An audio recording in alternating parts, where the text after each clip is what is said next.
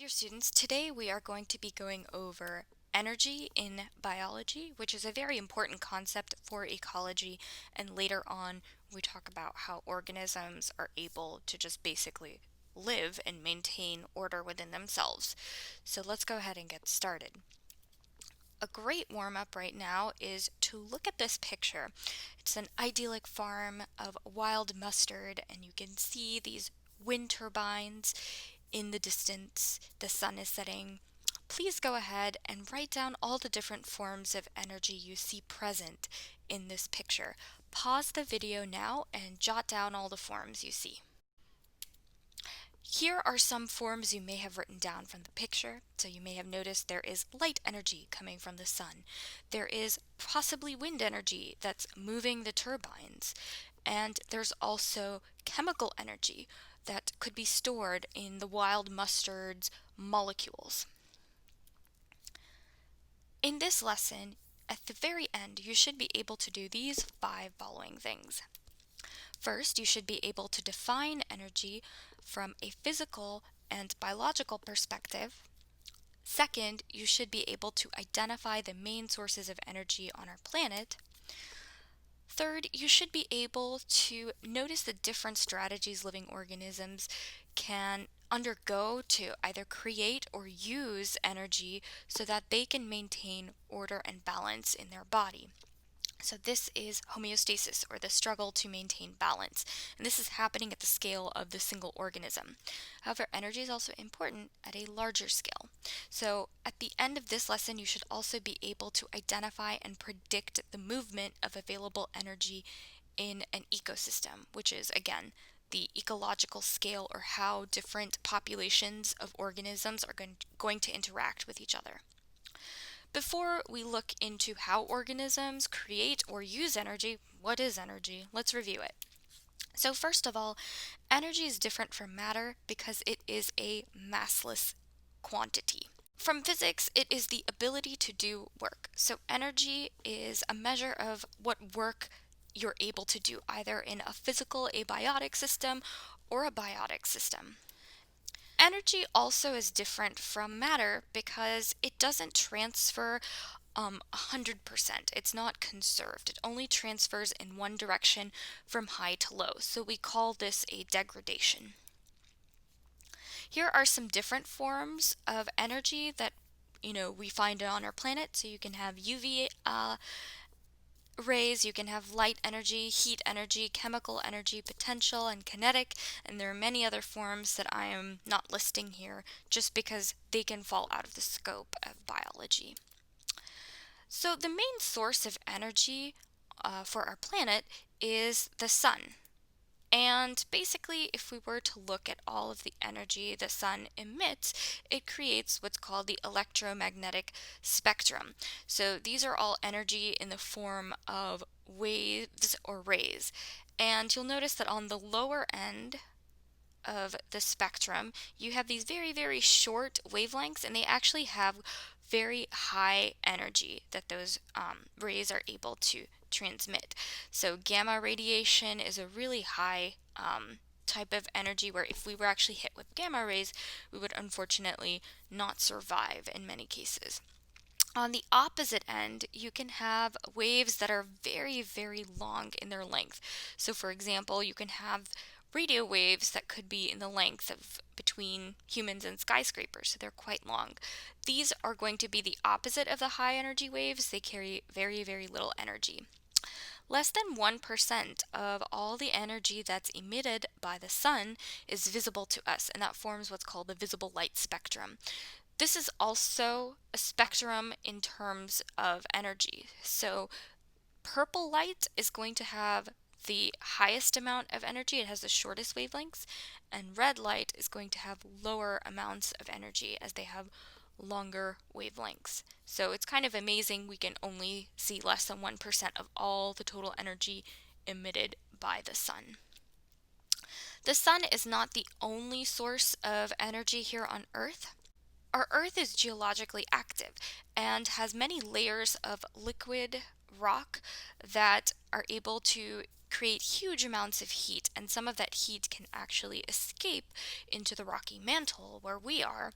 And you can see some evidence of the geological power and energy potential of the Earth in hydrothermal vents.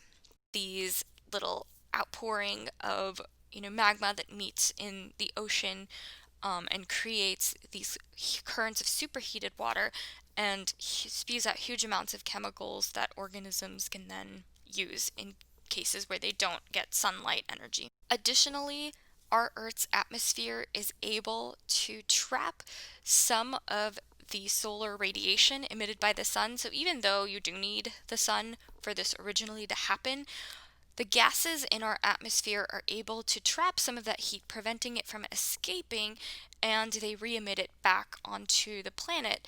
And naturally, this keeps our planet's climate and temperature at a pretty stable zone. And when we'll talk more about climate change is when we actually change the composition of the greenhouse gases, increasing them, and maybe trapping more of this heat than we would have naturally done so without adding more greenhouse gases.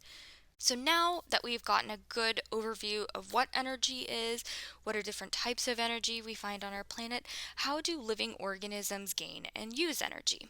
So first we're going to talk about autotrophs. So auto means self and troph again means food.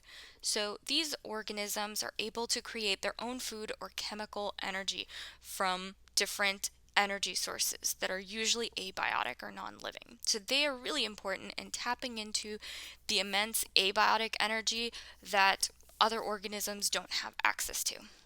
So phototrophs, photo means light, these are able to utilize the sun's energy and convert it into chemical forms of energy. So this plant over here is a phototroph. Chemotrophs also are able to create their own energy, but instead of utilizing sunlight, they can utilize inorganic chemical energy, like bacteria might use sulfur and superheated water from a hydrothermal vent to create their own food. Heterotrophs, on the other hand, are organisms that gain energy from consuming organic molecules or other living things. So they're different from autotrophs because they cannot make their own food. So this lizard is an example of a heterotroph, and we are also an example of heterotrophs.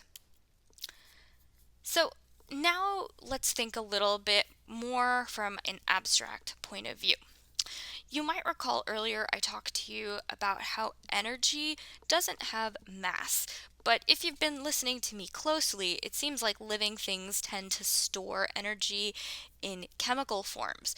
But chemicals have mass, so how exactly are you storing this massless quantity within mass? Let's talk a little bit more about this idea. I want you to think about chemical energy as actually the forces within an atom that keep covalent bonds together. So this is a way of understanding how we can store massless energy into something with mass, okay? So now you might be a little bit confused. How exactly do the forces within covalent bonds store energy? Well, let's go back to talk a little bit about how covalent bonds are formed. So this is an atom, this is another atom, and they are joined together by a covalent bond. And within this covalent bond, right, remember that covalent bonds form from atoms basically sharing a pair of electrons. You've got your two electrons right here. What are the charges on the electrons? They're negative, okay? And if you recall, when you put two negative things together, or two negatively charged things together, do they like to stay close together?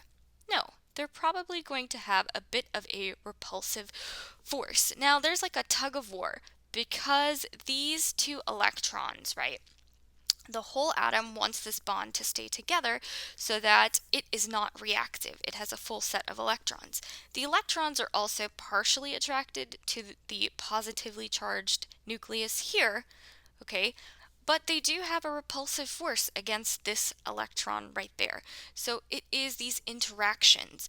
And the best way we can think of that stored potential energy within this bond is to take two magnets that have the same maybe polar end and put them together, and you can feel that they repulse against each other. But you have to keep exerting a force to keep those magnets close by. It's the same idea here. There's some force being exerted by the nucleus and also the repulsive force by this electron that keeps this bond in place. And that can represent you've got some potential energy there, such that when you were to break the bond, okay, then those electrons are going to go and react with other atoms really quickly. So that stored force, that repulsive force in that bond is like a spring that will open up when you go and break this bond and create other molecules. Organisms are then going to use the chemical energy. This is more important for us because this is more of a physics and chemistry related concept, but in biology we care about how organisms are using chemical energy. So organisms are going to use the chemical energy to speed up the digestion of their food. That's really important because if you were to just take food and see naturally how long it takes to break down, it takes a much longer time than what you and I would like. You also are going to use chemical energy to run chemically unfavorable reactions. You're also going to use that energy to maintain internal balance, so making sure your oxygen levels are high, your blood pressure is at a normal, consistent pace, your temperature is stable and at the same level. You're going to use it to repair and maintain organs and cells. So basically, you're using this to maintain your internal balance, or known as homeostasis. Now, let's talk about how you're going to get energy and how it transfers. First, let's talk about it broadly and conceptually. So, when energy is often transferred, it is degraded. It's not 100% conserved. So, for example, light energy is going to be converted into an autotroph by an autotroph into chemical energy, and then that chemical energy, when it's going to be used, like when you break the bonds that are present in an atom, you will release some heat energy. Okay, so we can see that here. The light energy, as it's transferred into chemical energy, is going to also release some heat energy, and whenever you break chemical energy, it releases heat energy. Okay, so this is an important distinction. Matter is almost always 100% conserved or recycled, but energy is not. The only way that you can keep getting more energy is by adding more at the starting point, more of the high form energy, because you can't go from this heat energy back into light energy. So most energy in biological systems then is going to be degraded into heat, and it doesn't get reused like matter might be.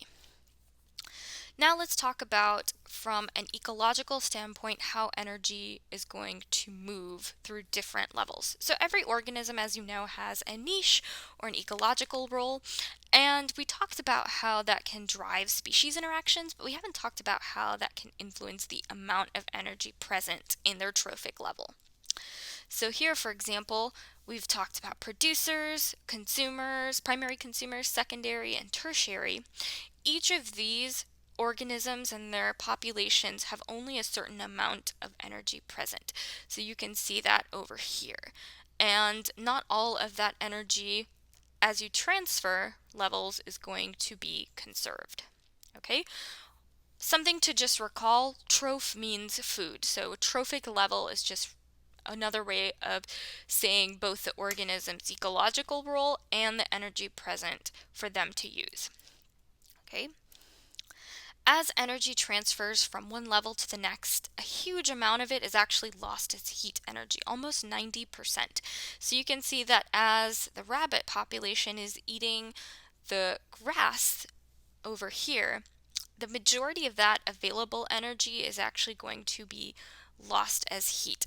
Why is it going to be lost as heat? Well, as you're breaking the bonds present in energy molecules, okay, a huge amount of that energy released from breaking the bonds and rearranging them is going to be lost as heat. Okay? And organisms are going to constantly be breaking and rearranging molecules because they're trying to maintain homeostasis. They're trying to keep the body at a certain temperature. They're trying to keep a consistent heart rate and breathing rate, so you can see why there's huge amounts of energy loss in the transfer of that chemical energy. So I hope that was helpful. If you have any questions, please let me know.